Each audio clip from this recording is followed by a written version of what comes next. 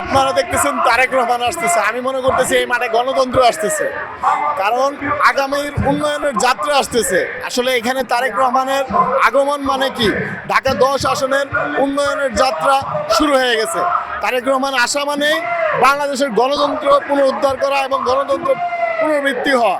আপনারা জেনে থাকবেন শহীদ প্রেসিডেন্ট জিয়াউর রহমান, তার আদর্শ এবং তার নেতৃত্ব বাংলাদেশে একটা জ্বলন্ত উদাহরণ, এবং বেগম খালেদা জিয়া তার আপসীর নেতৃত্ব যারা আমরা দেখছি এবং তার নেতৃত্ব দেখছি এবং তার আপসীরতা দেখছি, এবং তার সুযোগ্য সন্তান আমাদের অ্যাক্টিভ চেয়ারম্যান তারেক রহমান, তার অবদান এবং সামনে তার অগ্রযাত্রা এখনো জনগণের সাথে জল জল করে উজ্জীবিত। কারণ আপনারা দেখতেছেন যে কিছুদিন আগের একটা ঘটনা, যে তারেক রহমান যে আমাদের যে খালেদা জিয়ার সহকারী ছিল ওনাকে বনের স্বীকৃতি দিছে, তাইলে কতটা উদার মন মানসিকতা হলে এরকম একজন কাজের লোককে বনের স্বীকৃতি দেয় এবং স্টাম্প করে, তাইলে বুঝতে হবে আগামীর বাংলাদেশ পরিচ্ছন্ন বাংলাদেশ, এবং আগামীর জনগণ যে রাষ্ট্র চায় এই রাষ্ট্র পুনরাবৃত্তি একমাত্র তারেক রহমানের মাধ্যমেই হবে ইনশাআল্লাহ।